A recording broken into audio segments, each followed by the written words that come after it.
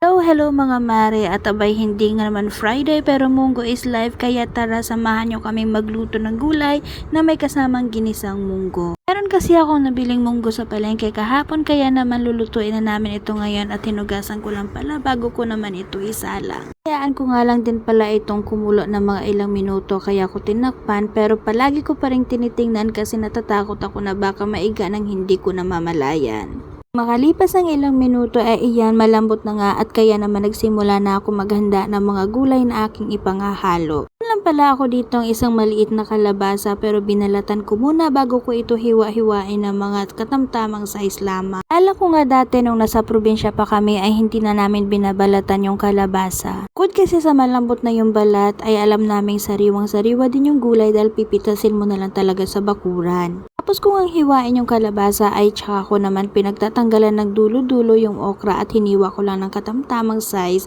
at tsaka ko na rin hinimay itong alugbati. Gasan ko na rin pala itong siling haba na aking ihahalo mamaya at tsaka naman ako naghanda ng sibuyas at bawang na aking gagamitin panggisa. Guys, tama kayo nang narinig at aking igigisa ang munggo at talaga namang napakasarap ito. Gusto ko nga pala sa bawang ay yung pipit-pitin muna ito bago hihiwain dahil naniniwala ako na magdadagdag ito ng aroma sa ating mga niluluto at ito na rin ang aming nakasanayan. Lipat ko nga lang din pala sa isang lagayan ng munggo at dito na rin ako magigisa ng ating sibuyas at bawang. Pare, ito pangalan yung ginigisa natin ay sadya namang napakabango na talaga. Halo ko nga lang ito ng kaunti hanggang sa mag-aroma tsaka ko naman iginisa itong kalabasang hiniwa natin kanina.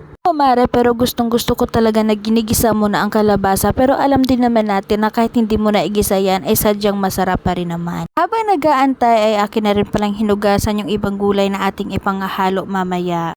Hinalo-halo ko nga lang din pala ng kaunti tsaka ko naman isinunod ang ating nilagang munggo.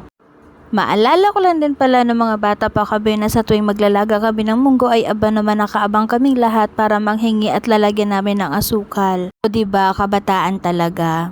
Nang mahalo ko nga ito ng kaunti at saka ko naman isinunod lagyan ng asin at ng kaunting magic sarap at saka ko naman ito tinakpan. Hahayaan ko nga lang siya muna ng saglit kaya naghugas na muna ako ng mga pinaglagyan ko kanina ng gulay. At nang makalipas nga ang ilang minuto ay aba naman napaka-satisfying talaga ng kanyang pagkulo. Hinalo-halo ko nga lang ito ng kaunti at nang sa tingin ko ay luto na yung kalabasa at saka ko naman inilagay itong siling haba. Isa talaga sa mga nakakamiss sa probinsya ay yung mga sariwang gulay at hindi mo na kailangang bilhin pa. Mailagay ko na nga yung sili at saka ko naman isinunod itong okra. Hinalo-halo ko nga lang ito ng kaunti at dahil gusto ko ng may sabaw kaya ayan naglagay na ako ng kaunting tubig bago ko ito tinakpan. Makalipas ang ilang minuto ay ayan kumukulo-kulo na nga at medyo luto na rin yung ibang gulay na aking inilagay kanina. Diyos ko mga mare, sino bang hindi matatakam pag ganito naman ang ating ulam? At nang sa tingin ko ay okay na yung mga gulay na hinalo ko kanina ay ayan tinikman ko naman kung sakto na ba yung lasa. Medyo natatabangan pa nga ako kaya naman nagdagdag pa ako dito ng kaunting asin. Pagkalagay ko nga ng asin ay hinayaan ko lang na kumulo pa ito ng kaunti bago ko ito tikman ulit. Nang okay na sa akin yung lasa ay ayan nilagay ko naman yung alugbati at hayaan ko lang pala itong kumulo pa ng kaunti. Kayo ba mga mare, ano yung gustong-gusto nyong kapartner ng munggo? Saglit ko na nga lang pala itong pinakuluan dahil luto naman na yan. Kaya ayan, isinunod ko na rin iprito yung nabili kong daing na tuyo. Isa ito sa pinakagusto naming kapartner ng munggo o kaya yung piniritong tilapia. Kahit anong prito ay para sa akin talaga namang napakasarap i-partner sa munggo pero dahil ito lang yung meron kami, ito na muna yung ipapares namin. Pagkaluto ay aba naman, kailangan pa ba nating patatagalin yan? Kaya kain tayo mga mare!